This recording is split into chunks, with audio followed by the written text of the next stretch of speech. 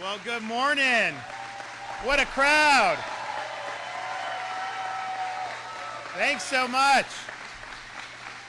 It's great to be back in Tampa Bay. All right, thanks so much. Please take a seat. We've got a great couple of announcements today, and I'm very fortunate that we've got a star-studded cast that's joining me, including our wonderful First Lady, my wife, Casey.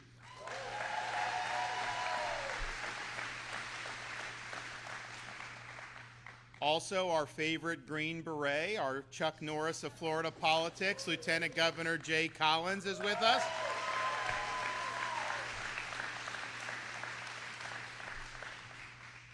And our wonderful and leading Surgeon General of Florida, Dr. Joseph Ladapo.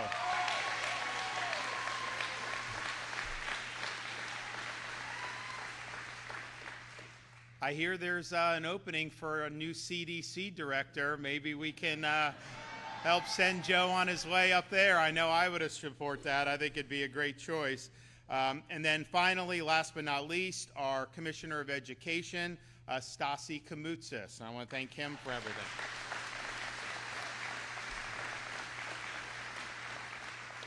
We're also joined by Reps Valdez and Owen from the Tampa Bay area, and I appreciate them coming out for this.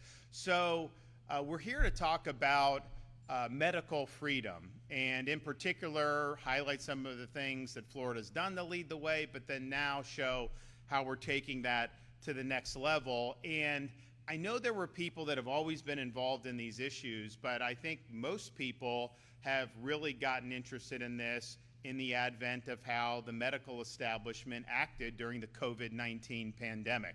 And you had a situation where so many of these entrenched elites were turning towards coercive measures, trying to dictate your behavior through various non-pharmaceutical interventions, mandates, pushing products on people that they didn't want. And I think what people, because it permeated the entire country when the COVID-19 onset happened, people started looking and they started saying, okay, you know, you're telling me this, you're saying this piece of cloth putting on my face is going to save my life. Where's the data to back that up? Oh, there haven't been any controlled studies that show that those cloth masks stop infection? Oh, well then why are you telling me? Oh, just trust us, do it. And I think what we saw over the course of that is there were a lot of dictates issued, whether that was from Fauci himself or some of his minions, that were basically what they believed to be noble lies.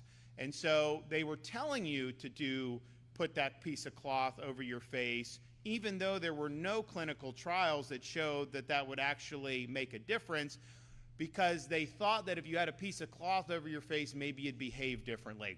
So they were trying to induce you to behave the way they wanted you to behave, including putting out a lot of things that were just simply not true. And one of the things that I think was most devastating about some of these folks is, you know, some of these medical elites, including Fauci, they were all in on these lengthy school closures. You remember, I mean, I was here with our, one of Stasi's predecessors, Richard Corcoran, who's now the president of New College in Sarasota, which, by the way, was just ranked #1 public liberal arts college in America. You know, they say go woke, go broke. New College is kind of the opposite. We got rid of the woke, and now you have a massive enrollment, and test scores are going up, and you have classical education is back right down the road from here in Sarasota. In-state tuition like $6,300, and so I don't think you could do much better than that. But Richard Corcoran and I, in the beginning of COVID, I mean maybe 6-8 weeks into COVID, we said, listen, you can't have a situation where kids don't have access to going to school. So we put the marker down and said all schools in Florida, the public schools, must be open for in-person instruction. And you to think that we were trying to end the world with the reaction on that. We were attacked by the American Academy of Pediatrics, by Fauci, by all these different people who basically wanted these kids to, I guess, just sit at home. First of all, virtual instruction is very limited. I mean, Florida does it probably better than others. It's not a substitute for actually being in the classroom. The teacher union in Florida sued us, and they were trying to stop my executive order, and they were trying to force the schools to be closed. So that's what we were dealing with 5 years ago when you were doing that. And we knew that we were right because we had actually looked at the data. And the reality is these young kids, fortunately, were not amongst the population that were significantly affected by this. It was certainly more akin to seasonal flu for them. And so we said, okay, so what are you going to do? Just keep them out indefinitely? It ain't like this thing just goes away. And some said, well, we got to wait till there's a vaccine. And I'm just like, no, I am not going to do that. So we said go, but we also told parents, hey, if you want to do virtual, that's fine. That's your choice. But you're going to have the option to have your kid be in school in person. And, you know, what happened was, I'll never forget, we won the lawsuit. It's a typical thing. You know, you hear this stuff. They're now hitting, you have a very leftist judge trying to stop Alligator Alcatraz. We appeal and all this stuff. But like, a judge ruled against us on schools. They said, oh, you can't force to be open. And the union was crying. And I was like, well, we're going to win on appeal. And we did win on appeal for that. And so we won the court cases. So then you're having kids go to school beginning of August 2020. And like, there would be all these like legacy media outlets from like New York, CNN, ABC News. And they'd go and they'd be like, oh my gosh, Florida is having kids, and critics say they're sending kids to their destruction. And I'm just thinking to myself, these people have no concept. They are putting narrative ahead of evidence-based medicine. They are ignoring the data in favor of ideology. When they were saying follow the science, what they really meant is follow their political science, because that's what they were doing. So we put people in, we made sure people had access to schools, and we had a week go by, 2 weeks go by, 3 weeks go by. The sky didn't fall. Kids were happy. In fact, we even had to fight the Athletic Association. They wanted to stop sports in 2020, and every one of their medical experts was saying, oh, you can't have kids do sports, COVID, this, that, and the other thing. And I'm just thinking to myself, these people have no evidence for what they're doing.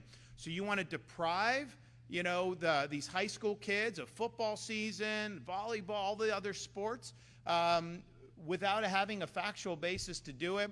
And, you know, we just let it be known, like, the state of Florida is going to have sports available for our kids. If you as a parent don't want your kid playing football because you're worried about COVID, well, you know, that's your decision to make, and we respect that. But we are not going to have some of these folks make that decision for everybody else. And so lo and behold, you know, we got the season up and running, and we had kids move from all around the country to Florida because they were barred from participating in their states because they didn't follow the actual evidence. So we were able to do all that. And I honestly thought at that point, after a few weeks, I thought the whole country's schools would just open, right? Because like, we're seeing the evidence in real time. We're seeing that this is something that obviously is appropriate. And you didn't see that. You know, you had teacher unions fighting this in Chicago, Los Angeles. You know, they would say, oh, it's too dangerous to go to school. And then you'd find one of these union people in the Bahamas putting pictures on Instagram. And I'm like, you got to be kidding me. So we led on the schools, which honestly, it was already tough, even having the kids in person, because there was a lot going on. I mean, society it was just a different time. So we made do as best we could, but I can tell you, had we listened to Fauci and these people, it would have been devastating for these kids. There's just no question about it. California, Illinois, these states did tremendous harm to these vulnerable kids. And you know what? What they would do is you would have people issuing edicts, and yet these elites, their kids were still going to private school in person, but they were shutting the public where they had the lower income and the working class kids that didn't have access to all these things. And so that was public health pushing an agenda. And it was one of the most harmful agendas to our kids that has ever been pushed in the modern history of our country. We were right in Florida, and they were wrong about what they were trying to do. You also look back and think about, I mean, I remember like in Florida, Memorial Day 2020, May of 2020, we got people were doing what Floridians do. They're on their boats, they're fishing, they're at the beach. And you would have thought the media is like scandalized, oh, people are out, you have to be at home, you can't be doing all this other stuff. We had, I told the theme parks, I told the Universal, SeaWorld, I was like, you guys need open. I was like, we're ready, with all this stuff. So Universal, started to get back up and running. SeaWorld, all those. Disney took a little longer because, they've got different viewpoints out in Burbank, and that's just the way it is. We've clashed with those viewpoints in Burbank a time or two. That's fine. It is what it is. That's what you do. But then they're doing that. And so all their fire was trained on Florida because people were able to make decisions. And but the public health elites and kind of the medical establishment, they were very much wedded to the idea you just need to be in your home, that you shouldn't be out doing all this stuff, which was wrong. Don't get me wrong, it was wrong to say that, but that's what they were saying. But what was really revealing was, as you get into the end of May, beginning of June in 2020, you have the BLM protests that turned into riots around the country. And they were protesting like massive numbers of people going out. And so then the question was, well, wait a minute. You don't want people on a beach in Florida. You don't think people should be able to go to a restaurant indoors. You don't like the fact that, we have sports and all this other stuff in Florida. But I'm sure you're going to be just screaming from the mountaintops that you shouldn't have massive riots or massive protests with thousands of people, right? No. They did not object to that. In fact, you had hundreds of public health experts sign a letter saying, while it's inappropriate to protest against lockdowns, while it's inappropriate to be out doing things for fun, they said it was appropriate as a public health measure that you went out there and participated in the BLM protests, and even, of course, what came many, many riots. And so they say, we, the undersigned, support this, and we think it's vital for public health. And at that point, if you thought these people had any more credibility, come talk to me after this, because I got some oceanfront property in Arizona I would like to sell you. It was a fraud. And that was revealed that they were doing political science, not medical science. So you see that and you're like, man, what is going on with all this stuff? So, we obviously led the way going against the grain, and it's hard because, when you stand up, that I tell people, I've been around the block a few times, campaigns, leading on issues, everything like that. If you take all the incoming I've ever taken for any campaign, any issue I've talked about, all of that, my entire time, you add it all up, and then you compare it to the incoming I received during COVID, it's not even close. The COVID was so much more intense. So because this was a global thing, you had elites and a narrative that spanned continents. They wanted people shut down. They had an agenda that they were trying to do. And you got, the state of Florida that's basically telling them no. They didn't like that. And what they didn't want is they didn't want to have an A/B test. They didn't want to say, well, Florida has kids in school. Why doesn't San Francisco have kids in school? Florida, this place isn't saying you have to have masks. Why is that no different an outcome than the places that say you have to have all this stuff? That's what they didn't really want. So the vitriol was very, very intense. And, I would say when we were doing the things about, being open business, everyone can work, all that stuff, we're not going to let local government shut you down, all this stuff. We got huge blowback. Honestly, the decisions at the time were very unpopular, even with many Republicans who were scared and were listening to the narrative. But at the end of the day, leadership is about when the chips are really down, when people really need you. It don't matter if they're going to fire at you. You've got to be there for people. And people needed a voice of reason and sanity, and the state of Florida filled that void, not just for our state, but for the country.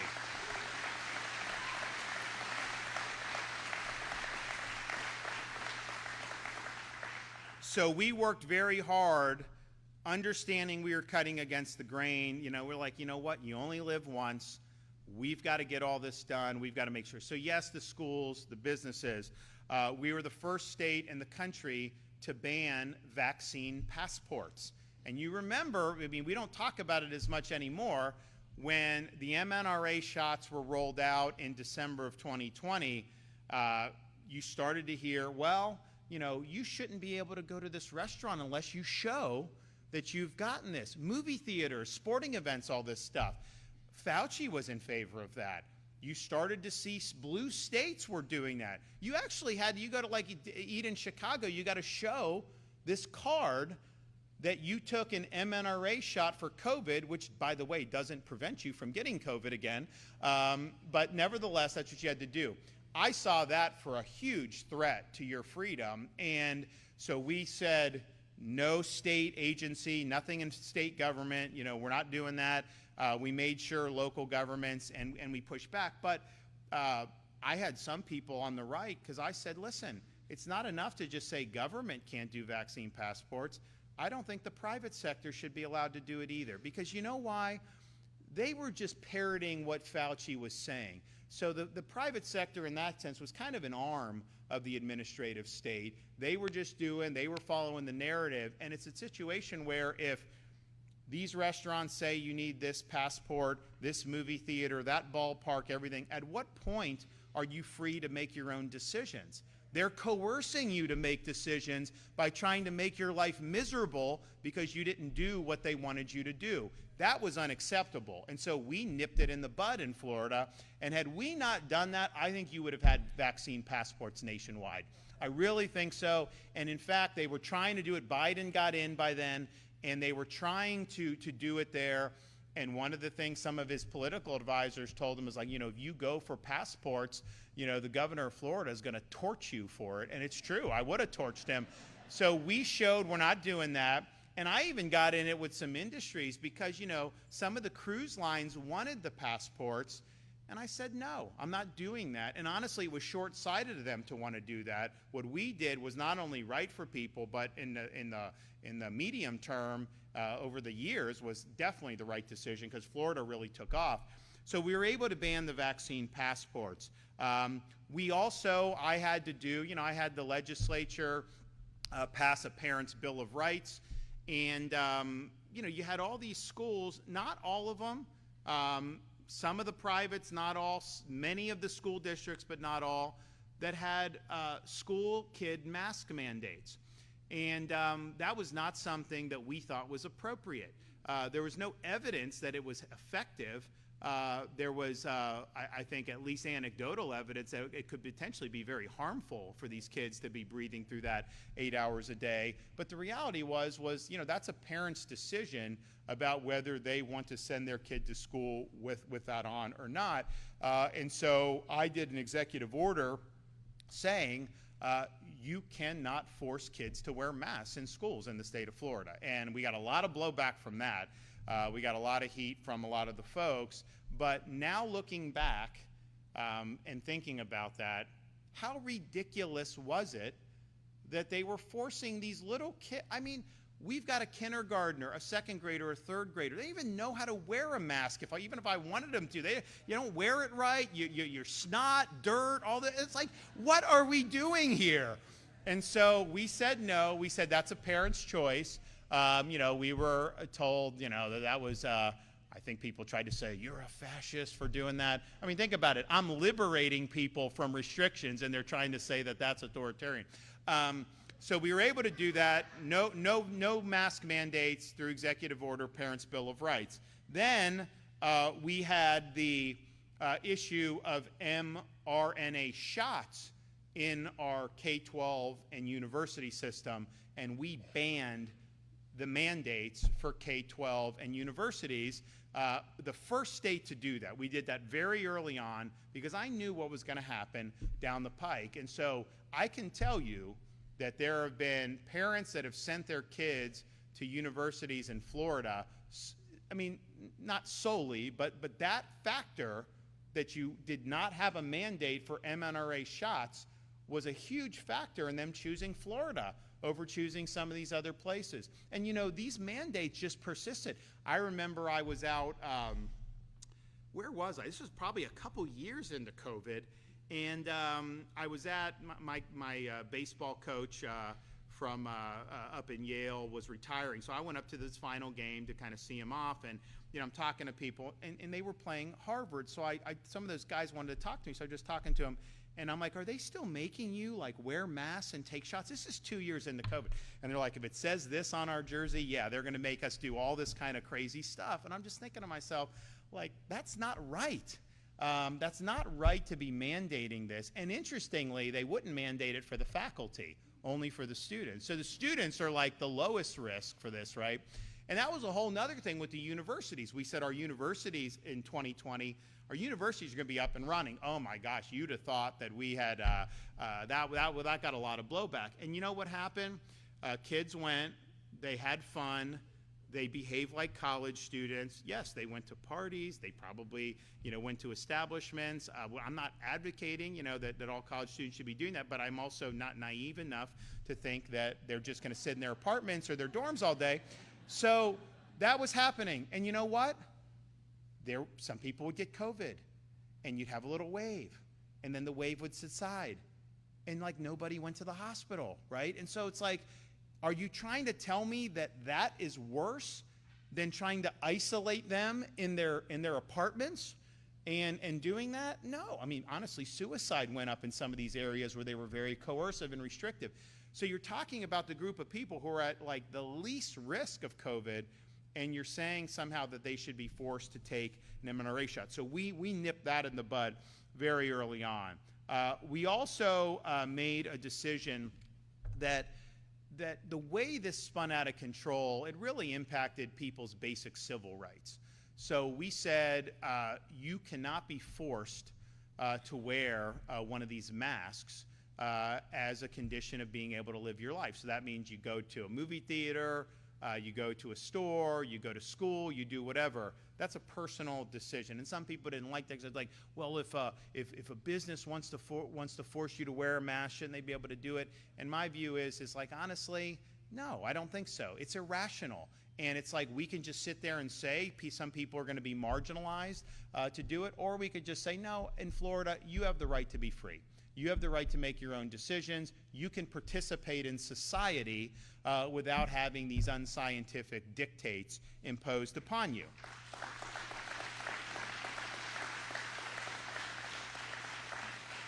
And then maybe one of the most contentious ones was, and you know, this is stuff like, you got to listen to people.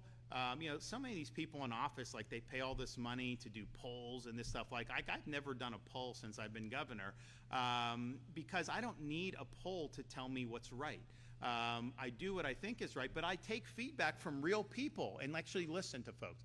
So as we got into 2021, mRNA shots are out. Everyone was saying initially, oh, no, it's your choice, no mandate. Then all of a sudden you started to see the coercion. So I had people come to me like, you know, I have like, you know, 3 more months, and they say I've got to take this. I don't want to take it. My wife doesn't want to take it, whatever. And I would hear this over and over again.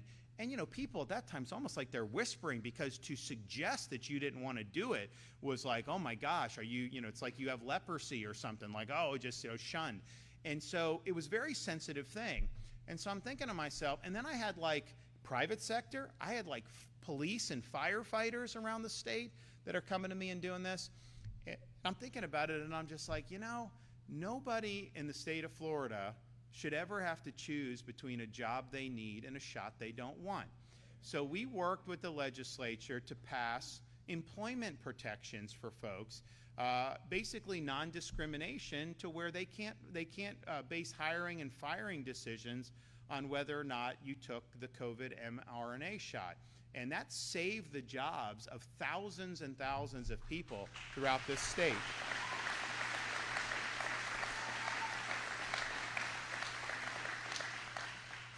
We also looked and see, okay, there's a broader context here. What's going on? And one of the engines for, I think, a lot of bad policy was the World Health Organization, WHO. And at the time, Biden was president. They were working on this lockdown treaty. They call it a pandemic treaty, but basically it would have taken sovereignty from the U.S. and other countries and vested it in a unelected, whatever it is, organization funded by the CCP mainly, and then somehow they would be issuing edicts that are going to affect our health and freedom. No, not on my watch. And so we passed legislation in Florida saying Florida does not recognize WHO dictates, whether it's the lockdown treaty or anything else. Now that President Trump's in, I don't think it's got legs at this point, or at least we hope it doesn't.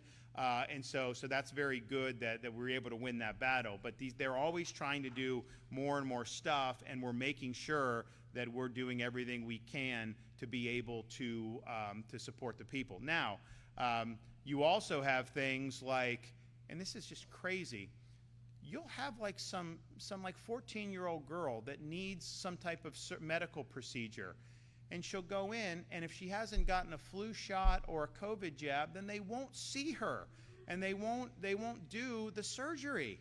And I'm thinking to myself, how insane is that you're not willing to treat somebody? So some of these policies that have been put in place in some of these medical institutions are insane. So we said in Florida in legislation, no, like if you need a lung transplant or something, they can't say, well, we'll only do it if you do the COVID shot. It's irrational. It's not based on any evidence to be doing that. But that's something that's really, really important to me. So we've done a lot over the years to really, I think, be on the right side of fighting against the hysteria. The reality is these elites, they just lost their way. I think some of them just probably didn't really know what they were doing, but I think others really saw that they were getting power for the first time in their lives. This was kind of the Super Bowl for them, and they wanted to use that for all they could.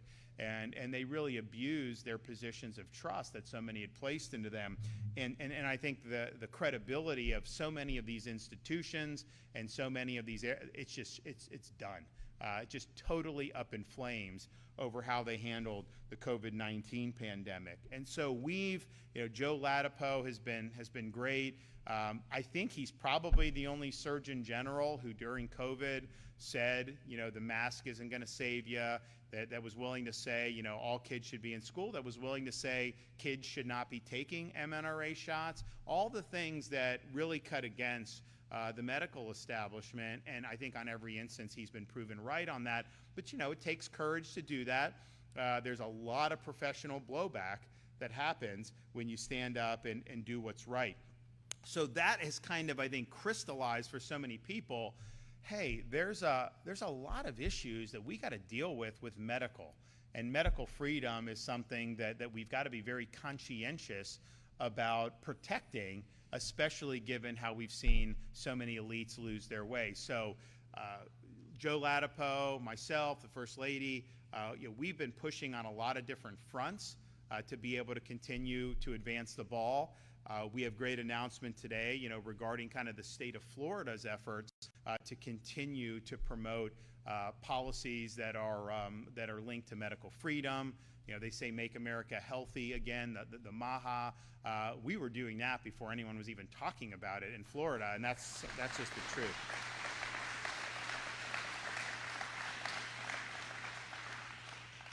And so some of our guiding principles are, one, information given to individuals where then they can make an informed decision should be the bedrock of how we function in terms of health and medicine. Informed consent is the touchstone for everything that goes on in this area of American life. And what flows from that also is the primacy of parents to be able to direct health decisions for their minor children. The reality is each individual parent has different views, different children may have different needs, and we ought to be empowering parents rather than trying to take away the rights of parents. And one of the things I think is very destructive that's happened more recently is this practice of these pediatricians who will not see kids unless they take all of these shots, and it's just, that's not right.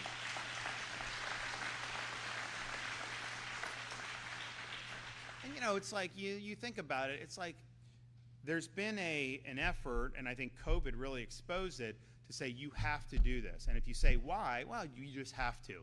Okay, well, what's the research show? What do the trials show? What do all this show?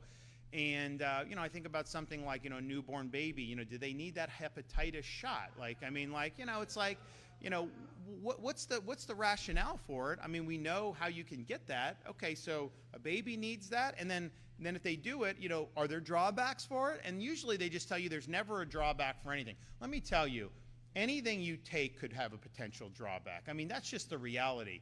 So we really want transparency. We want people to be able to make the best decisions that they can.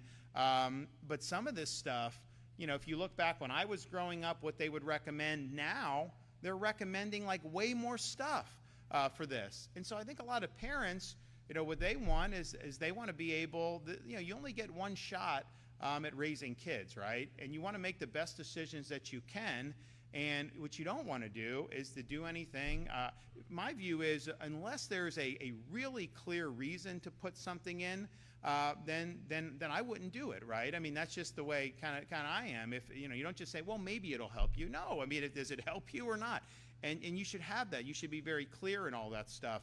So we want to do that. So informed consent, making sure we're protecting parents' rights, and then also just being willing to challenge medical orthodoxy that's not supported by the data. And you know, there's a lot of data out there that's proven certain medical interventions are effective. Great. You know, we love to see it. I mean, we've made great strides in treating different things, but you also have a lot of stuff that gets put out there that if you peel back the onion, okay, what's the basis for that?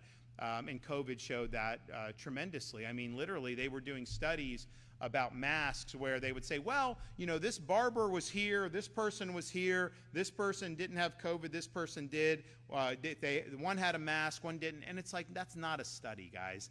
You know, that's an anecdote. And yet they would put that out, and the media would run it. CDC study shows masks are effective or whatever. And they weren't real studies. They weren't real clinical trials. So we know kind of the tricks on this, and we want to make sure that we're exposing this. And so I'm happy here to be here today to make the first announcement, and Joe Latipo is going to make another announcement.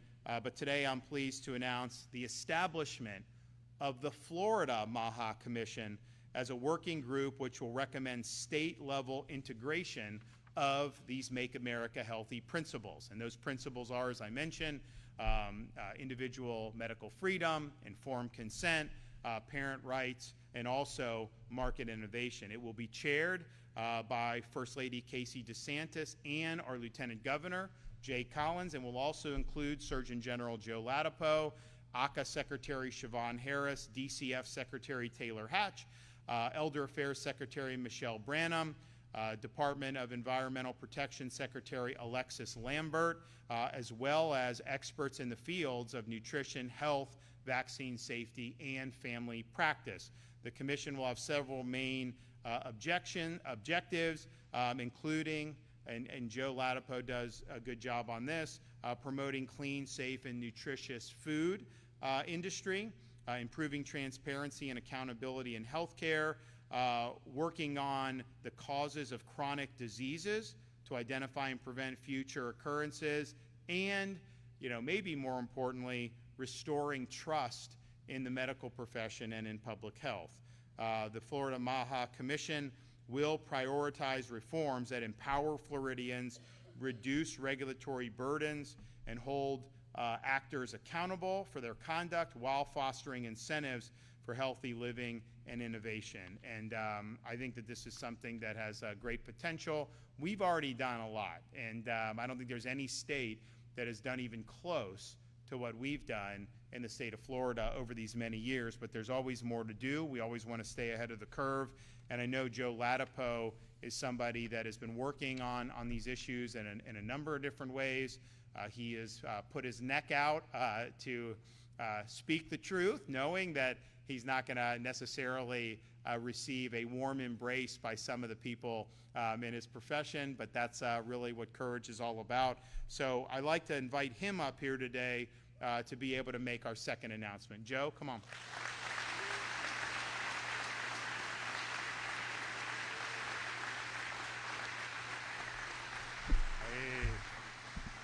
Hey, good morning. Thanks for hosting us. What an awesome crowd we have here. And, you know, that was wonderful hearing the governor. You know, one of the things I love about listening to him is he's a storyteller. And some people, I'm not a storyteller. I don't have that gift. But some people are storytellers. And it's just so fun to hear them, you know, recount history and talk about things. And it's always, I mean, it's such a pleasure for me to be able to hear the governor talk about what's been happening over the years, and everything there is true.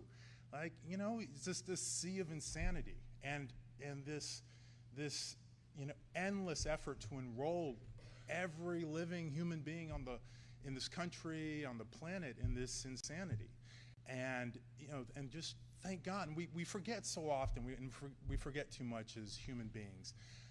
And I guess it's the human condition, right? I mean, sometimes it's great when we forget things that weren't so good, and maybe sometimes it hurts us a little bit that we forget things that were really, really good. And what was exceptional is how Governor DeSantis basically single-handedly, you know, saved the country and, frankly, maybe the world by serving as a single,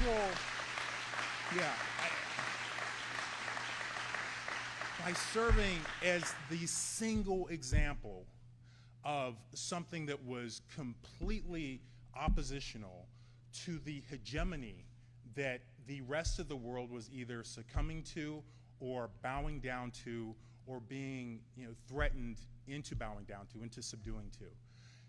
And you know, we came so close. You know, he said that if it weren't for what Florida did, we may have had vaccine mandates throughout the entire nation. And it's absolutely true. You think back to that period of time, remember all the energy, how all of that energy was ginned up, right?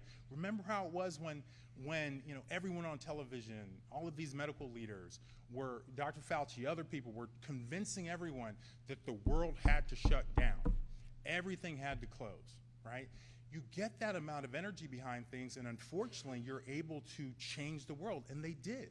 And they did shut down the world. They shut down this country, and they created tremendous harm in the process, and they were wrong. And that kind of thing can happen. You know, oh, how did that ever happen? You read history. Well, guys, sometimes crazy things happen. And we were in one of those moments where not only did crazy things happen, but even crazier things could have happened. You know, and thank goodness, thank God for Governor DeSantis and the steel of his nature to not bow down or bend to fear, you know, and criticism. You know, thank God. And for, you know, there's so many individuals out there too who, you know, they may not have been governor, but they were fighting in their own lives. And thank God for their courage. And it took all of that to get us to a place where we are now, where everything is, you know, heading in a better direction. But that was not assumed. Like, that was created. It was created by the will of people who, you know, who fortunately are reflections of God's light against the darkness of tyranny and oppression, which is, you know, unfortunately ever present in this world and in this country. So we do have some great announcements to make today. So you know, and we're gonna hear more about the Florida MAHA Commission, but what I'm most excited about is an announcement that we're going to make, that we're making now, which is that the Florida Department of Health, in partnership with the governor, is going to be working to end all vaccine mandates in Florida law. All of them. All of them. All of them. Every last one of them. Yeah.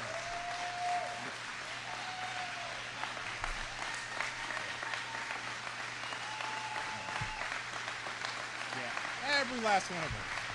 All of them.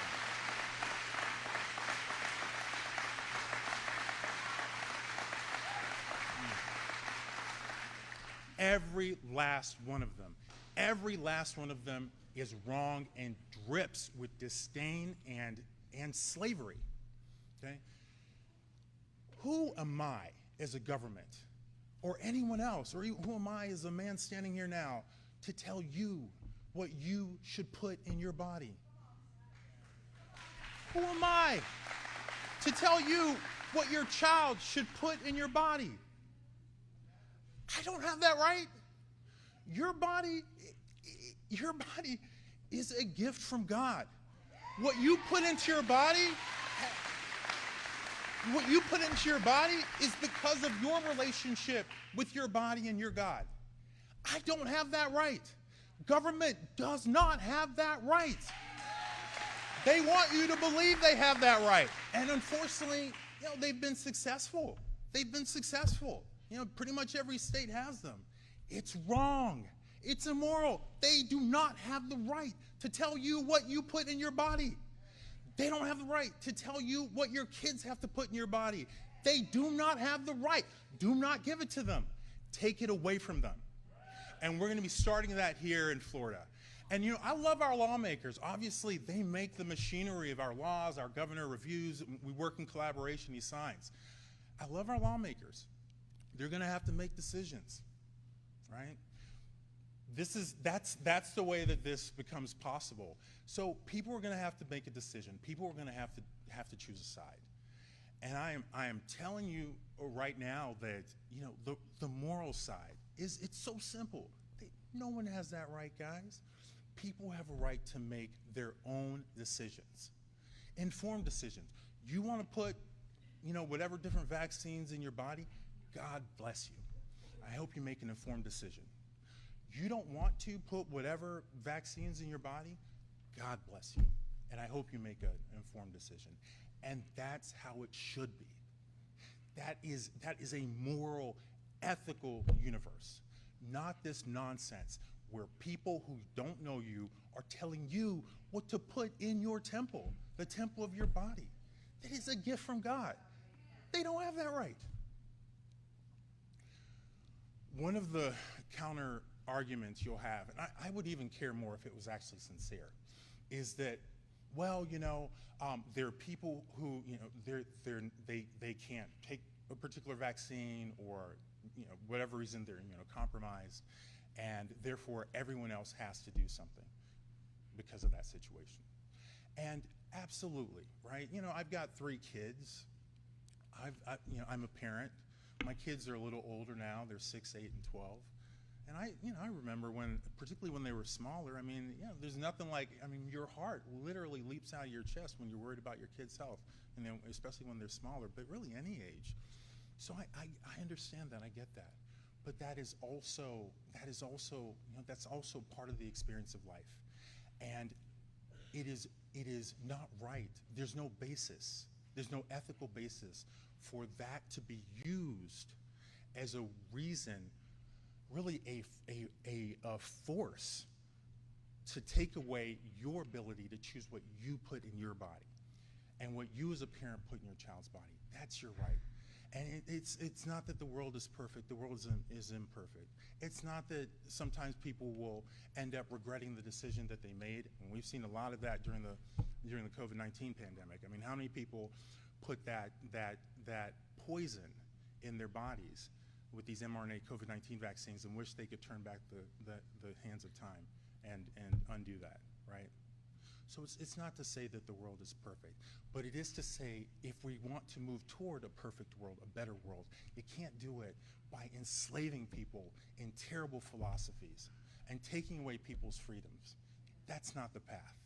That's not the path. We have to find alternative pathways, okay? So let me see. Was there any other announcement I want to make? So here's what we can do in the Florida Department of Health. We actually have the ability to start that process with what government folks call rules. So the Florida Department of Health, we have some rules that we promulgated, not me, predecessors, that include a handful, maybe a half a dozen vaccines that are mandated in Florida. So those are going to be gone for sure. So those are gone, and we're going to be working with our with our amazing governor DeSantis and our wonderful lawmakers to get rid of the rest of it. We need to end it. It's the right thing to do, and it'll be wonderful for Florida to be the first state to do it. So I think that's it for announcements. So thank you guys very much. Lots of love to you guys. Thanks, Governor.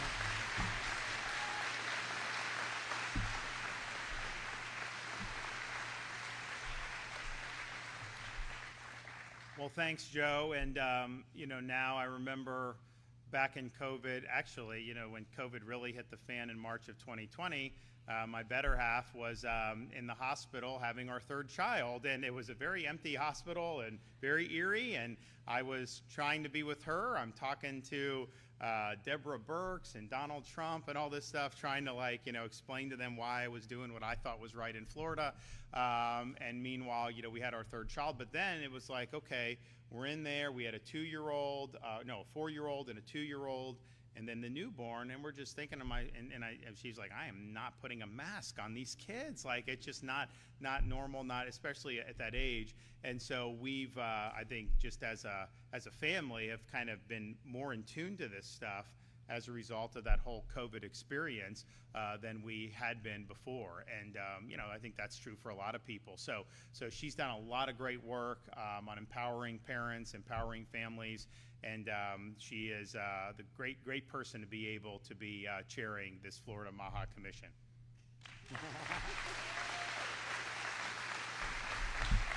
Well, these are a couple of tough acts to follow. One thing he fails to tell you is that our baby Mamie was born during the 15 days to slow the spread. So there was that. So it was right in the heat of everything, and he literally was on the phone while I was giving birth. I kicked him out, and I was like, this is not going to work for me. Go fight the good fight, but I'm going to do my thing, okay, and I'm going to be a mama. Which was, obviously now if you look back, Mamie, if you can believe that, she was born in 2020. She's 5 now in kindergarten.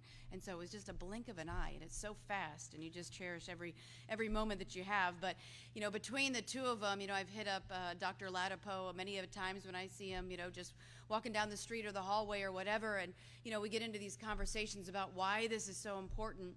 And even the gov, I'll sit there with Ron in the morning and we're drinking our coffee and, something will get a burr under my saddle and I'll be, talking to him about why this is just so eminently important. And honestly, how proud I am of both of them for having the courage to stand up for what's right. And I will tell you, I have a unique perspective on all of this because I can watch from behind the scenes. I see him in front of the cameras. I see him in front of the podium. I see Dr. Latipo out there fighting, but I see the incoming. And then I see how he acts like a steely-eyed missile man with a heart of gold who puts himself in front of the freight train to protect your rights. And to me, that is the epitome of service, standing up on behalf of you because it's the right thing to do.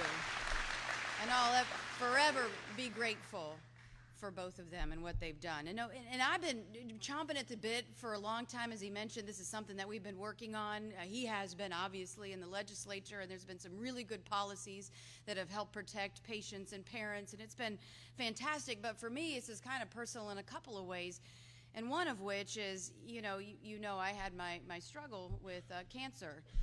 Dating back to the diagnosis was 2021, if you look back on it, getting on, 3 or 4 years now.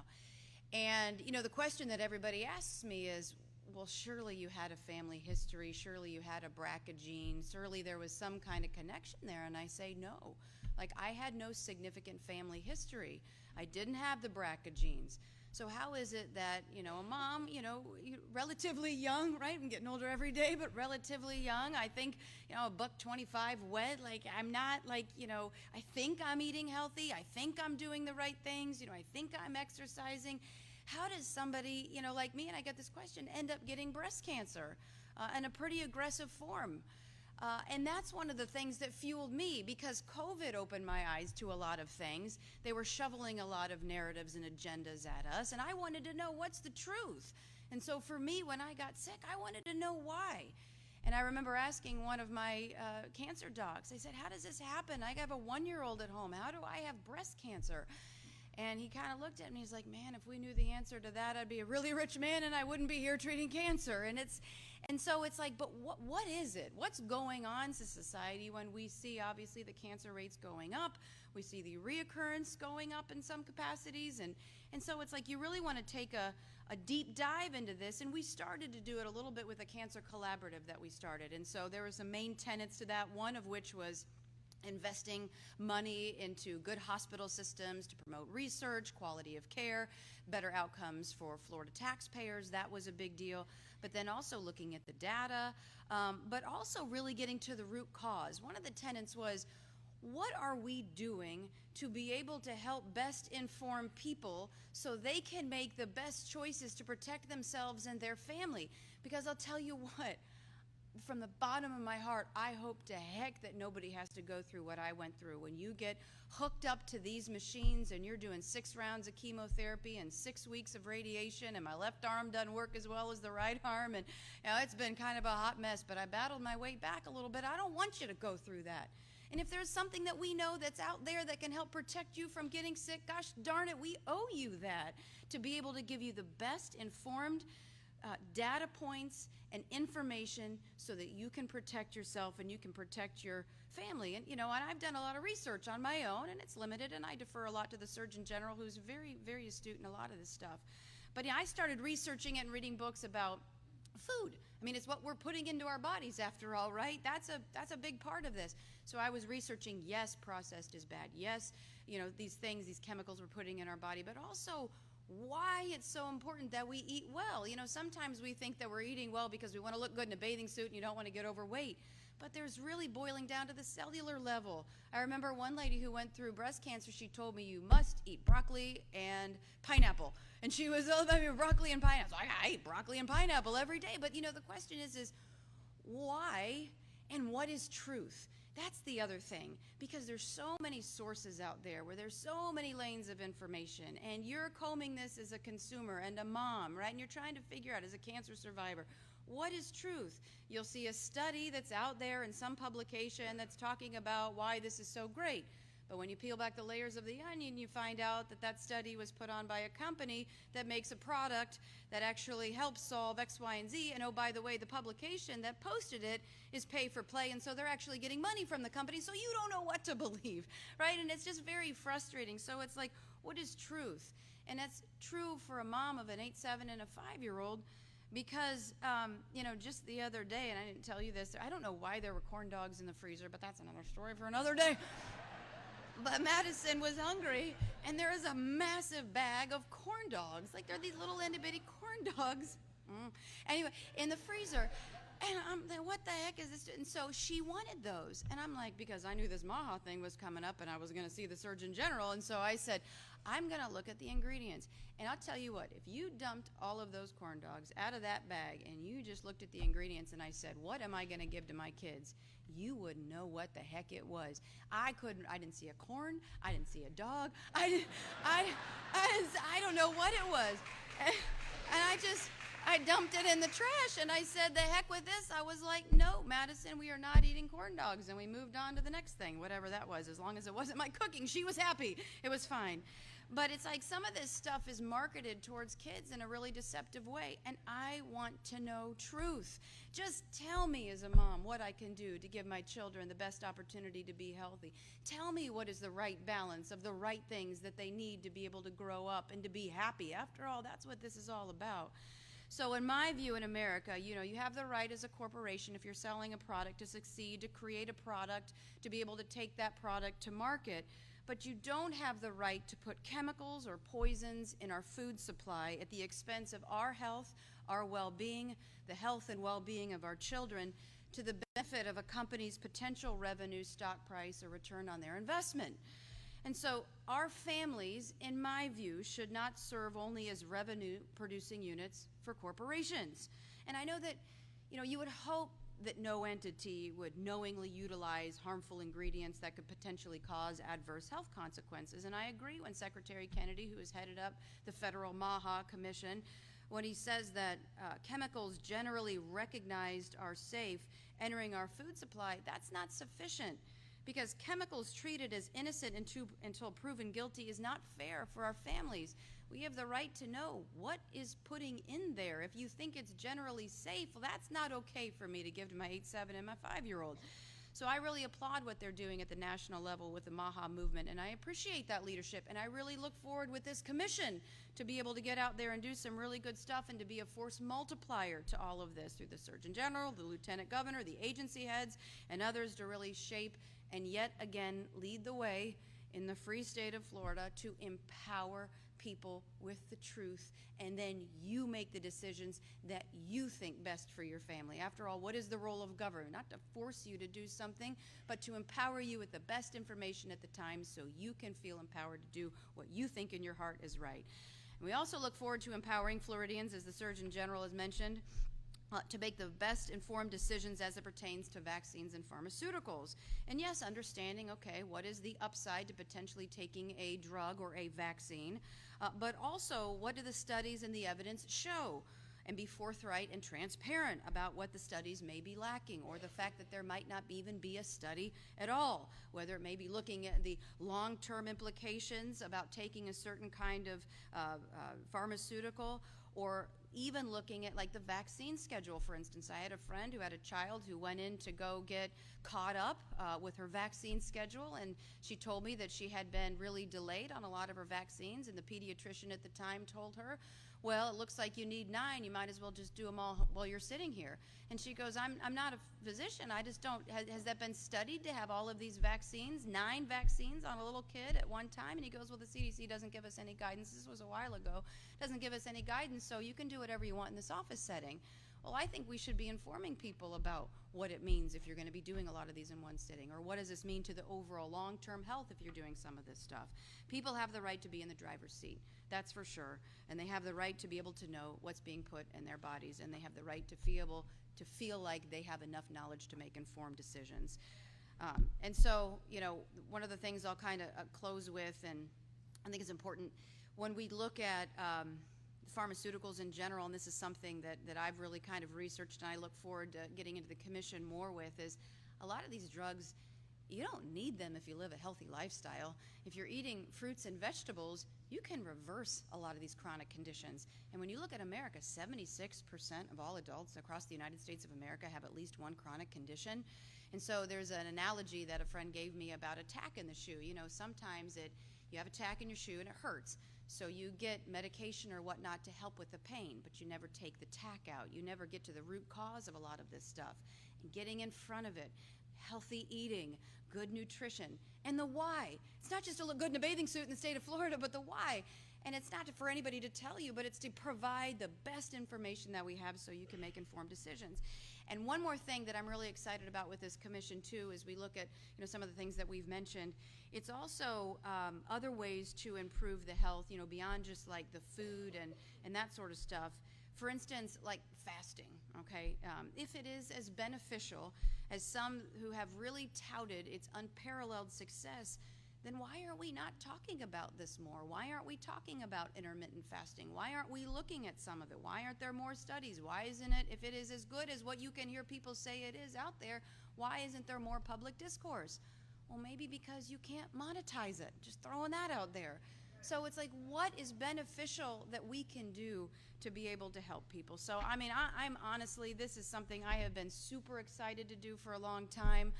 It's an honor and a privilege to stand up and fight for mamas and for families and for people to be able to make the best decisions so that they can be happy in this great American experiment. So thank you very much.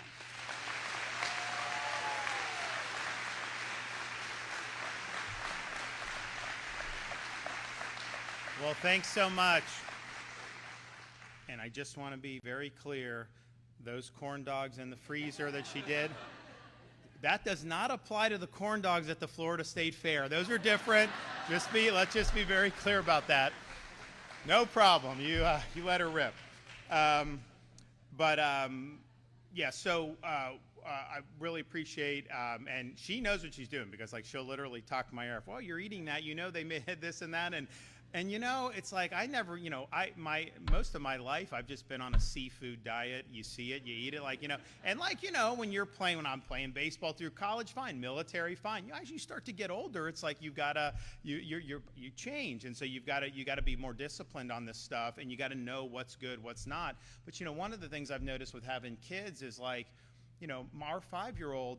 If there's like colors, like ice cream has like blue color, that's what she wants. So like the coloring and stuff, like it really does make a difference.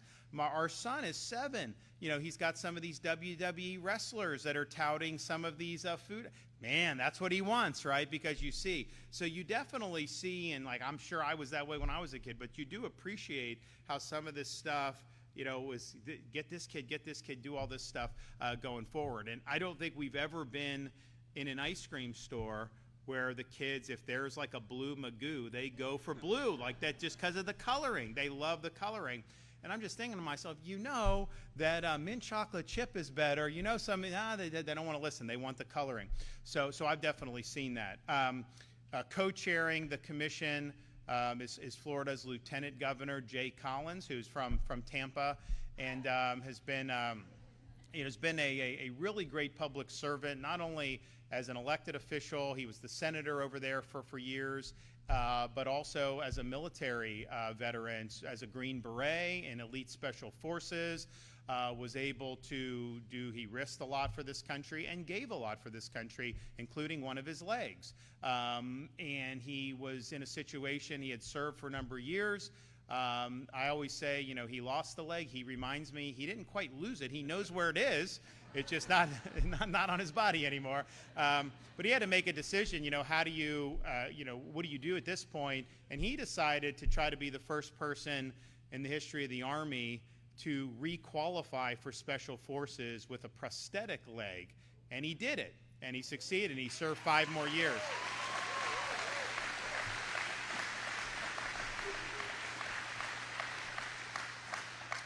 When he's the operations officer for a great charity, OBR, and they basically come after hurricanes and disasters, and they're there on the ground before just about anybody. They're feeding displaced residents, first responders, you name it, and he's done that through all of our major events since I've been governor.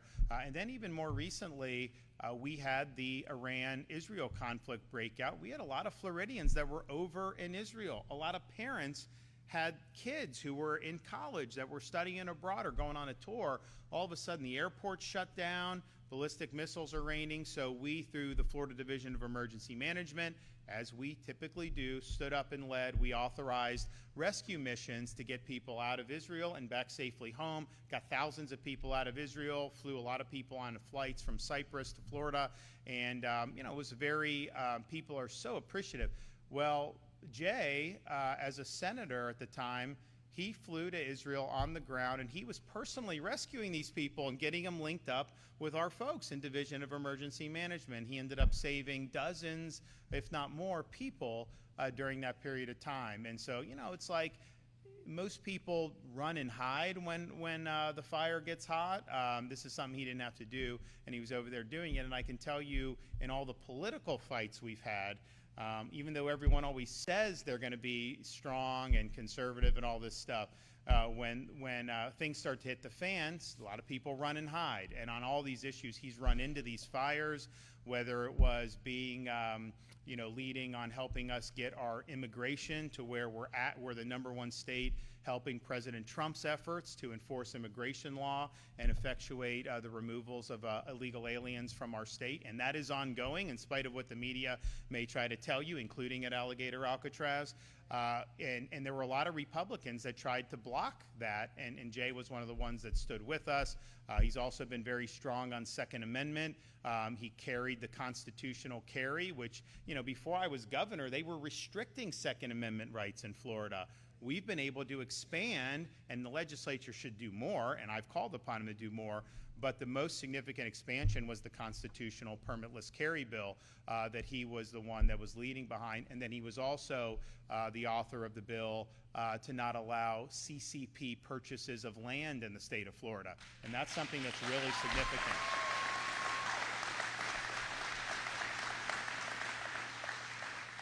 So I call him the Chuck Norris of Florida politics for a reason.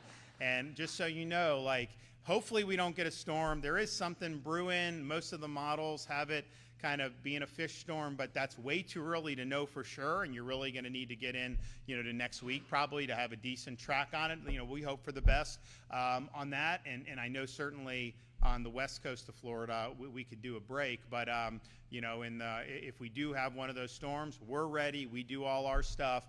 But I'm not going to have him in the Emergency Operations Center with me.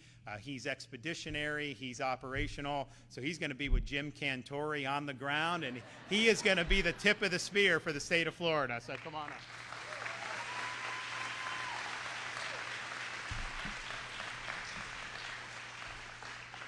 Well, how the heck do you live up to that introduction? Thank you. Thank you. I'll do my best here. Man, it is good to be here. Aren't you proud to be a citizen here in Florida, a resident in Florida? God, aren't we blessed?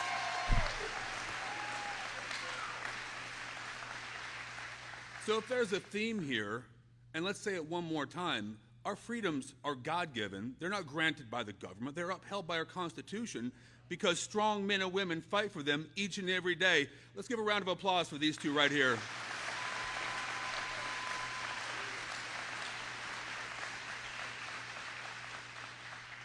So many of you know me. I have literally broken bread and fed many of the people in this room, quite likely. And through our work with OBR, you know how I look at things. I am blessed to be lieutenant governor. I was blessed to serve as a Green Beret, but there is nothing on God's green earth that defines me more than being a dad and a husband. I don't know about you, but I will not fail my family, and we're all fighting to make sure we pass things on to our children better than we had it. That's the goal, right? That's what we're doing right here in Florida. Grace Christian School, thank you for opening up your doors. Thank you for having this incredible audience. Thank you.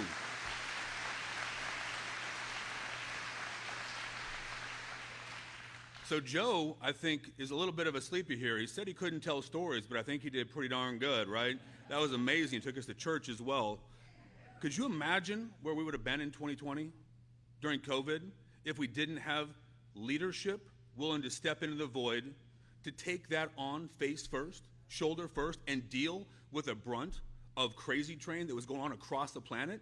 Look, I was feeding millions of people across the country all over, and there was no place that handled it the way he did. You heard it said by Joe, and I'm going to echo that.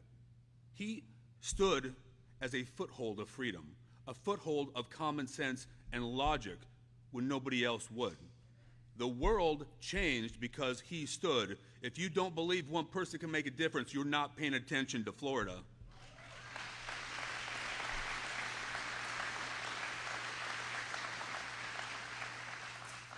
So together, when you look at this, we are sending a clear message. It's the parents, not government, that have the final say when it comes to their kids' health and well-being. Let's say that one more time. It is the parents who control their families. Now, you know that as a service member, I like to throw these things in here sometimes. Freedom isn't free. It is fought for and defended, whether it's on the battlefield, whether it's in the courts, or whether it's in the courts of common sense. You have to stand up and fight for it. Where we're talking about today is no difference. The principles apply exactly the same. We have to protect the rights of parents to make medical decisions for their families, to feed their families how they want, what they want, when they want, because that's their family. It is not the government's choice to tell them what to eat or how to eat. We have to control that for those families. Removing unnecessary requirements supports so many principles here in the state of Florida. Now, how many of you think that, I'm going to paraphrase Reagan a little bit here, that the government should solve all of our problems for us? Doesn't that scare you a little bit? How many veterans do we have in the audience today? All right. Love it.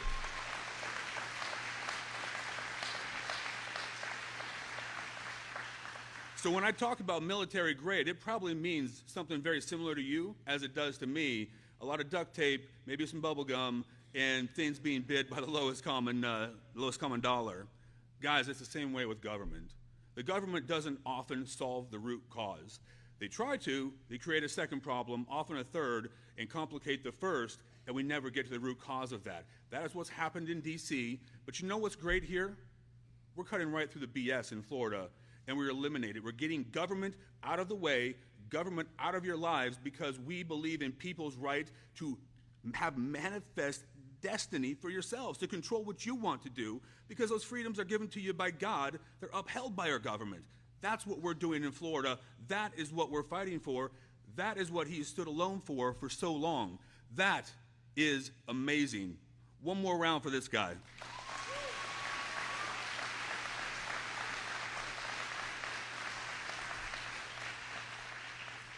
So you know I got to be a Green Beret. I got to work around some truly amazing people for many, many years. And I'm blessed to have been a small, tiny speck in that amazing industry. But what I'm excited about here is the opportunity to serve alongside our First Lady, Casey DeSantis, Joe, and so many other people from our agencies. Because if we want to leave things better, we have to make sure what we feed our kids is clearly stated on the bag. We know what we're giving them. We know what matters. That if we want to give them an immunization, we can. If we want to live our life how we want to live it, we have that freedom. And if we don't step into the breach, if we don't push that stronghold forward and export that across the country, we're flailing and failing as parents, as leaders. And again, we will not do that here in the state of Florida.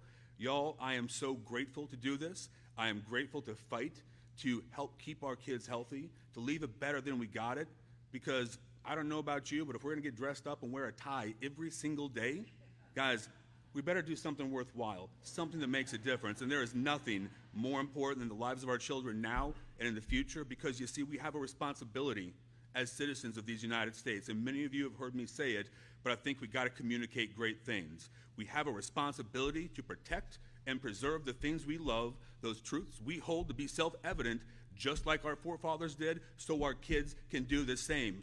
And when Florida leads, America wins. That's who we are. That's what we do. God bless each of you, and God bless the free state of Florida.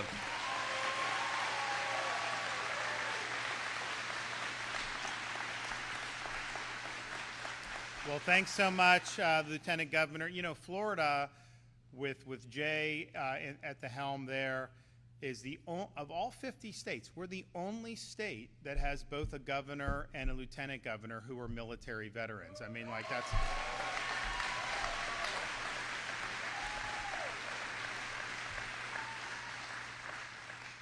You know, of all the issues, well, I mean, there's just been so many that we've led the nation on, but in the education realm, Florida has truly been without peer.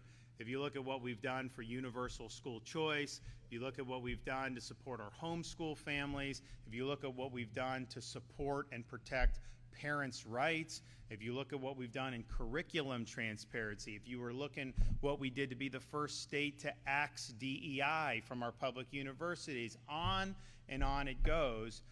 We've led the way on so many of these issues, and you know, we've been fortunate to have great folks at the helm of our education department, starting with Richard Corcoran, who I mentioned is now at the New College, president of New College in Sarasota, which, you know, you parents, you should look into that if you're interested in a classical education at really discount prices, because we haven't raised tuition.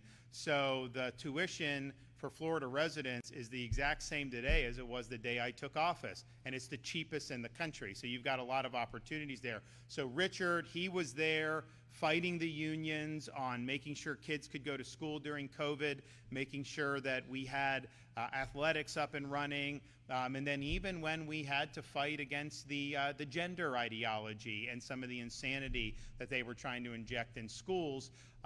Manny Diaz from Miami was our next commissioner. He's now the president of University of West Florida in Pensacola, and he's making big moves there. But he was able to usher in our universal school choice program, as well as so many of the other things, really perfecting the progress monitoring, which replaced the high-stake testing, and then also helping us on a lot of the university stuff. And so, you know, you've had a lot of bold action taken on all those things.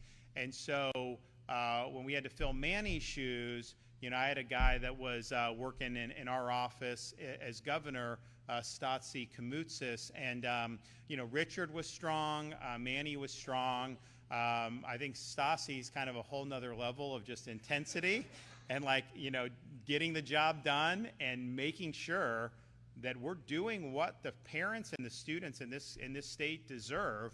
And so whether it's, you know, taking on school unions, whether it's taking on woke ideology, you name it. And so he's only been in the position now for a few months, but he comes in, you know, immediately starts disseminating very clear guidance about making sure that, you know, because look, we have most school districts in Florida see the laws, see the policies, and they follow it. You know, you have some who think that they should be able to just be a law unto themselves, and so they try to find ways to not follow policy. And I think he's made very clear that ain't going to fly. And so if you're someone like in Alachua County, you know, you had a teacher that was he attacking the student for being basically conservative, saying he was a dictator or something like that. I mean, just like the crudest, most uneducated left-wing, things putting spit out. And that's happening in our classroom. Like, if you're going to be partisan like that, at least be interesting, at least be original, and they're not even that. So he hauls them up. He hauls them up to the education department about, you know, violating parents' rights, makes them answer the question. So all I can tell you is, you know, if you're out there in the school districts, you know, 90-some% of the teachers and the administrators in the school districts, you know, understand what they need to do and are working to do it. You know, but if you're in some of those that think somehow that you can just do what you want and that you can ignore duly passed laws or legally sound policies, all I can tell you, go ahead, make our day, because we will have Stasi on you very quickly. So I want to invite him up to say a few words.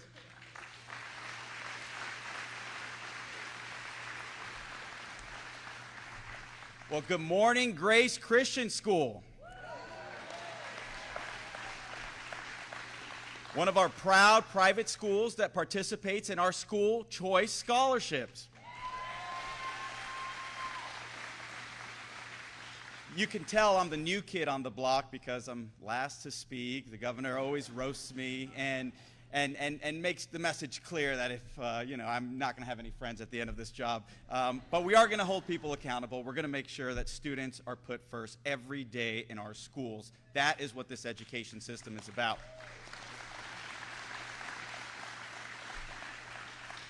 I also think either the Surgeon General or the governor must have been talking to my wife when they decided who was going to be put on this MAHA Commission, because I noticed I didn't make it, and she has been telling me lately I need to get on the treadmill. So hopefully I'll be able to impress her and impress them and make my way onto this, into this initiative that is really going to impact so many Floridians. I'm thankful to be here in all seriousness with the governor, with the First Lady, with the Lieutenant Governor, Jay Collins, who's homegrown here in Hillsborough County,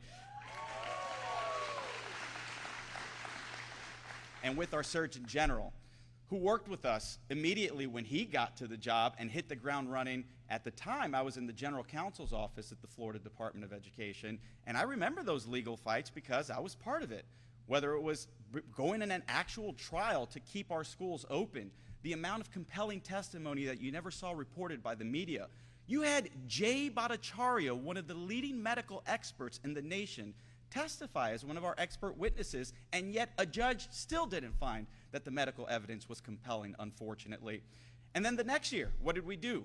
We fought the school boards. There were 12 of them who said, even though the law prohibited mask mandates, they were going to impose them on our children anyways.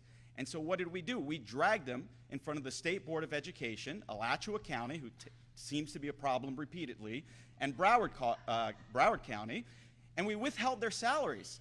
What did Biden do? He backfilled the salaries of those school board members, encouraging lawlessness in our state. And so we fought them, we took them to administrative court, and we won. But battle after battle, I cannot emphasize enough how many fights we were able to be victorious because of the leadership of Governor Ron DeSantis.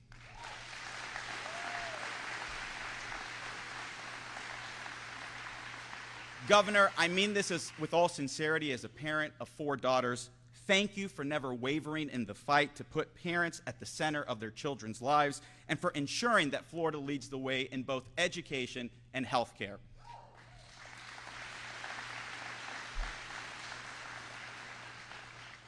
Today, we continue to fight for Florida families, whether it's parental rights and continuing to expand them, whether it's making sure that parents have the ability to object to inappropriate materials that we continue to find in our schools, or whether it's to expand programs like school choice to ensure that parents have the ability to make the best decision for their children, to send them to schools like Grace Christian, where they're not going to be exposed to that ideology.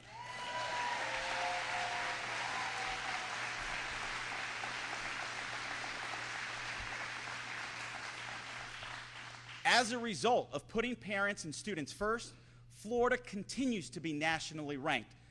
Heritage Foundation, 3 years in a row, says that we are #1 in education freedom. The Center for Education Reform says we're #1 when it comes to the Parent Power Index for 4 years in a row. And the Ed Choice Freedman Index finds that Florida is #1 in supporting its parents.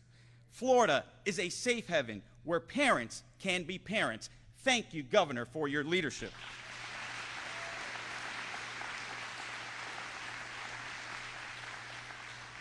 Now, today's proposed changes strengthen the rights that the governor has championed for years, and these changes reject the one-size-fits-all mandates that strips parents of choice.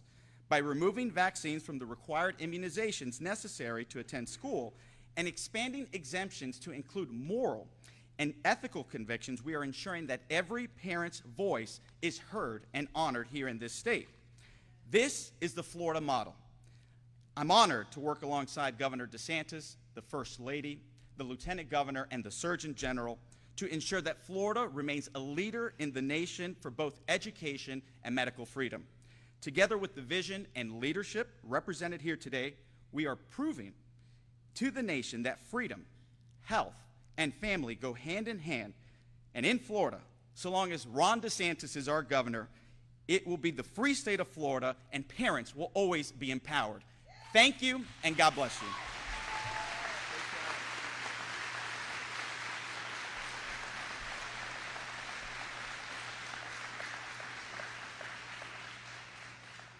Now, if you were a recalcitrant school board member, would you want to go up against that? I wouldn't.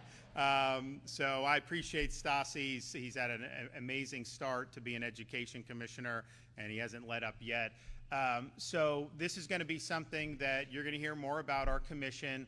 Obviously, Dr. Latipo is going to do the health department. Basically, Florida, you know, and these have been long before I was around or Joe was around, you know, there are statutory mandates, particularly for school. Now, there are exemptions, and families are able to do that, and we've supported the exemptions over the years and expanding those.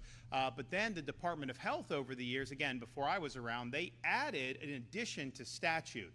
And the legislature had never passed that. I don't even know if the authority was that great to be able to do that. So anything beyond statute, Joe has the ability to bring back. So that's what he is going to do. The rest would require changes from the legislature, but ultimately, you know, we just trust people to be able to make great decisions. Now, on the commission, you know, we're going to tackle, you know, everything that people are concerned about, and just try to, you know, COVID was very eye-opening because they were telling us things that were not factually true, and that there needs to be a check and balance against that.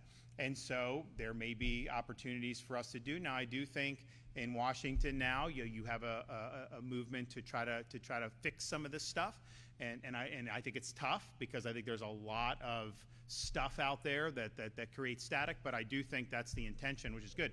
But we need to be here and we need to be able to provide this. I mean, Jay Bhattacharya, he's the head of NIH now. At the time, he was at Stanford Medical, PhD, MD. And he was basically saying, hey, the masks aren't effective. They shouldn't be on kids. And they, pretty much burned him in effigy at Stanford for saying something that was just accurate and consistent with the data. So we don't want to be in a situation where narrative triumphs over the data and the facts. And that's what ultimately we got to rely on, and that's what we want to be able to do. Finally, I just want to be able to say, I mentioned this storm. Like I said, it's a long way off in terms of getting a good track. These models have it being a fish storm. But that's true until it's not, right? I mean, it's too early to set that in stone. So as we get into next week, we'll see. But I would just remind people right now, I mean, pretty much mid-August to mid-October is kind of the height. But as we get deeper into September, that is like the height of frequency for when we have tropical activities. And you look last year, we had late September, early October for the two back-to-back. Hurricane Ian was later part of September. And so that's just the reality. If this one becomes a fish storm, then that buys you a little more time to get through. I hope we can get through with not having any. I think it'd be really good for the state of Florida. We're very resilient in the face of these. You look at what happened last year with Debbie, then you had Helene, then you had Milton. I mean, if that had happened in almost any other state, it would be like irrecoverable. Like it would just be. Now we bounce back. Now there's a lot that needs to be done, and these things, they can't just happen overnight. But the power restoration, getting the, we pushed the local governments to clean the debris, and I know some of them did good, some of them may not, but we were pushing them. I sent trucks down to help with debris before Milton, and they locked the landfill in Pinellas County, so we barricaded through the landfill, the locks, and we took the debris in there, and we were not going to be denied. So we're happy to do it. We're ready to do it. We're more resilient. People get there's a culture of Florida, if it's a Category 1, you keep the barbecue going. A Category 2, maybe you decide to do a little, and only if it's a 3 or above. I mean, people kind of get. I'm not advocating that attitude, but I mean that's the attitude that's there. And people kind of get hey, we have a great state to live in. It's beautiful, particularly during most parts of the year. It's paradise. I will tell you though, the weather's gotten a lot better. We got that cold front going across. I mean, so it's definitely better than it was, 3-4 weeks ago. So people get that, but it would be really good to not have one. But we're watching it, and we'll continue to watch it going forward. Okay, do we got any questions back there?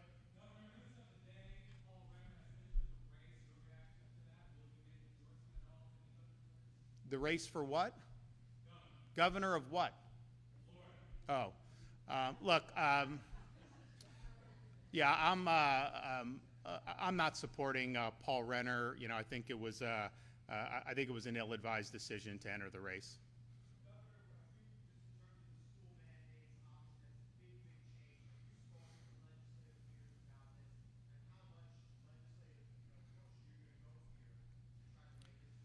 Well, I think so. On the Department of Health, do you want to address those specific vaccines that are on? It's like hepatitis. Some of the ones that would not have been required when I was growing up, for example. I think by and large. Okay, so you can do that. So that'll happen, and then the rest will be. I think what we're going to do is we're going to have a big medical freedom package. I think that you should not ever be discriminated against, regardless of these choices.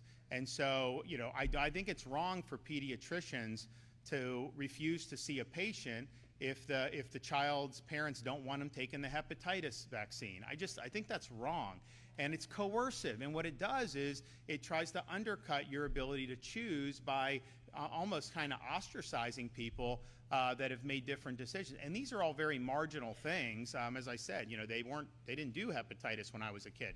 But I think what we'll have is a larger package. I think that Joe will lead on this and be working with legislatures on this. But we need to make all the protections I talked about that we enacted are not permanent law. They did it temporarily, then they extended it. I want it to be permanent. And I suspect, and I'm concerned about that, because I think some of these folks, in the legislature may be like, oh, well, if we can just wait the governor out, then we know, that after that, then this stuff will somehow lapse. And that's not right. It was wrong to do vaccine passports in 2021. It's wrong to do them in 2025, and it will be wrong to do them in 2035. And we need to make that permanent.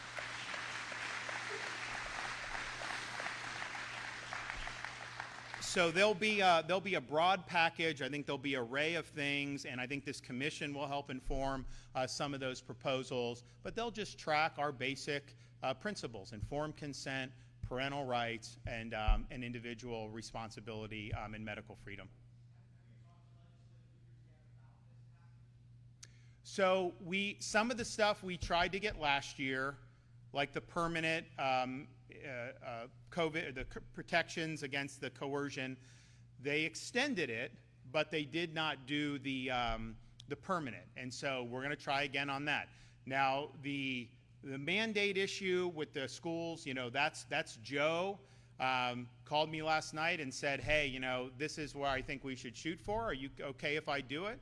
And I said, shoot for the moon, man. You're the Surgeon General. If you think this is good, do it. So he's going to be working with the legislature. I don't think he's had a chance to discuss this with them. We knew we were making the announcement about the non-statutory mandates. Well, first of all, it's one thing if a legislature enacts something and a governor signs it, but to just have an agency issue a mandate, I don't think that that's appropriate. So I think what he's doing is absolutely right on that, irrespective of even the medical, which I think, as he's pointed out, is probably not something that, the reasonable people can make different decisions on those.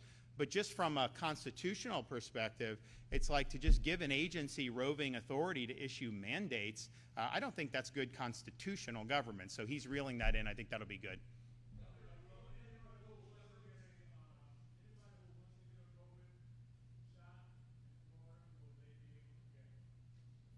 So the question on mRNA COVID shots, Joe Latipo and his agency were the first to put out guidance. So we were the first to say, kids should not be taking this. They don't need it. And then he has now recommended for probably a couple years now, certainly at least a year, that this is just not something that's recommended, period. But we don't have it's not our issue, it's a federal issue about whether that has authorization or whether that is available. I know they're discussing that in Washington about whether they would potentially revoke authorization or do something on that. But from the state of Florida, he's made that very clear as to what he recommends, but we didn't approve it. That was federally approved, and it's available based on federal policy. And I think, as most people know, a state is not going to be able to revoke a federal authorization. So we'll see what happens there. I know they're discussing it in Washington, and I don't know what the latest on that is.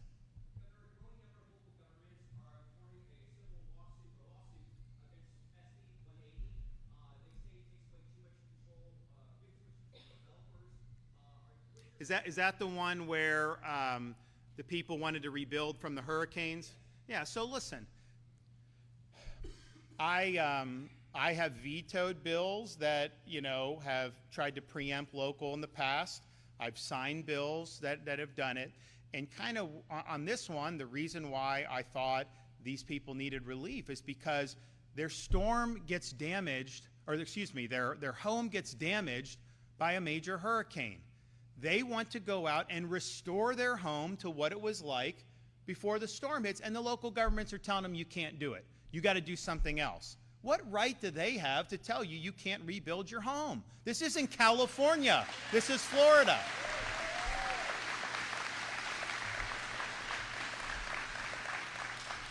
So that, to me, is the core issue. I didn't write the bill. I know there's other provisions in that, but I felt compelled to sign it because I think in Florida, if you have damage to your home and you go to rebuild it and to restore it to what it looked like the day before that storm hit, you should be permitted to do it. The government cannot prevent you from doing that, and these local governments were not allowing that. They were being difficult. So we got a lot of complaints about that. Obviously, those were more local decisions at the time. But it's like, come on. I mean, like, we had a lot of sympathy for people that were put in that predicament. And, there's a lot of issues that go on. I mean, sometimes you'll have people who need work on their home. Maybe they have a wind policy. There were some people that were not even in flood zones that got flooding. And so they didn't, but the people told them you don't need flood insurance because it doesn't, and then somehow they get flooded. Well, okay, so they don't have an insurance claim then, so they got to go do this out of pocket. And to put in roadblocks for them to be able to restore their property, I think is just not acceptable. So I am going to be in favor of people being able to restore their property after these storms. You look at what happens in California with those fires, people can't get permits to rebuild their homes. It's been many, many months. And then you have people in those local governments. Pacific Palisades is like, it's like you aspire your whole life to be able to live in a place that beautiful and everything. And yeah, it's more upscale, no question about it. And they want to use that for affordable housing. And I'm thinking, what right do you have? It's private property. But they can restrict and they can do all these other things. So I think in Florida, that piece to me is there. I don't know, they may be challenging other provisions. I didn't write the bill. There may be things in there that in a perfect world I would not have necessarily agreed to, but I did feel compelled to stand up for the homeowners who were getting stymied by local governments, and I thought that they deserved a right to be able to restore their property to where it was prior to the storm. Hopefully we don't have to deal with that issue going forward. I also push, this is like, some of the frustrations you deal with. So we had 3 hurricanes, 2 majors, and the 2 majors really impacted similar areas in many respects. Now, Helene didn't hit land in the Tampa Bay, but it caused a lot of surge. Then you had Milton come in that probably wasn't as much surge, but wind and all this other stuff. And that was like back to back. And so, one of the things that I called on the legislature to do at the beginning of the year in a special session is to fully fund the My Safe Florida Home program, which was started. It had been something that the state had done in the past. I resuscitated it a few years back because you can apply for grants, you get matching grants, you fortify your home, and then you can then apply for discounts on your insurance. And so we wanted to help people with that, given all the inflation that was going on in the economy. And so we did it, and it was successful. Then we did it again, then we did it again. Well, what happened after last fiscal year, so summer of '24, you had massive numbers of people that applied for it, and so the money ran out. So you had a lot of people that were on a waiting list, but the legislature needed to replenish the coffers. So what I said in January is, okay, let's take that waiting list, let's find every home on that waiting list that was impacted by these most recent storms. Let's do a special appropriation, and let's get those grants out there. They need to rebuild anyways. Why not let them utilize this and be able to get it done? And then this way, if you do it at the beginning of the year, they could be set up before hurricane season. And instead, they rejected doing that in January. It was the speaker. I think a lot of the members wanted to do it. They rejected doing it. And so then you wait. They didn't even do the budget till the end of June. And then the budget didn't even have enough to clear the waiting list on it. So it's one thing, you don't have to do these programs, but if you do a program and people are on a waiting list and they're expecting this, I would want to clear that waiting list and get them the grants so that they can do these home improvements. And I just fear that, now money's going out. I don't think it's enough to even clear the waiting list. I know more people are going to apply, but it's like, okay, if you get grant money in August or September, which is, at the beginning, it's the beginning part of the fiscal year still, can you even do these repairs in time for hurricane season to be done? So they missed a huge opportunity, I think, to be able to provide meaningful relief for people who really needed it. And here's the thing about it. Doing these grant programs, it's not necessarily that natural for somebody, like me who's like, we're market-based, government programs typically haven't worked. But in this instance, you're providing an ability for people to make really significant fortifications. They can apply for reduction in insurance. They're more likely to stay in their home as a result. And then when the next storm comes, that home's going to do better. And it's going to be less burden and less cost on taxpayers, on the community, less interruption. So it's been something that's been very effective. It's been very popular. And I wish that they had funded that. I was, some of these things don't get a lot of attention, right? I mean, January, people were focusing on the inauguration of Trump 47. Understandably, it was a big deal. They weren't paying as much attention to what was going on in Tallahassee. Not as much media coverage about that. That's why they thought they could get away with doing this amnesty bill that I vetoed. And Jay Collins was standing with me and standing up for you to say, no, we're going to take illegal immigration seriously. But I think it was because, they thought there wasn't as much attention, so they can do it. The condos. People were getting these crushing condo assessments. I said, why don't we do that at the beginning of the year, give people peace of mind, so we know that they can stay in their condos and we're not going to have these artificial barriers. They didn't do anything until like May on that. Well, more assessments were coming in. A lot of people were very apprehensive about their future. And I was saying, we got to do it, we got to do it. And eventually we did it. But it's like, if you really care for people, you should have gotten off your tush. You should have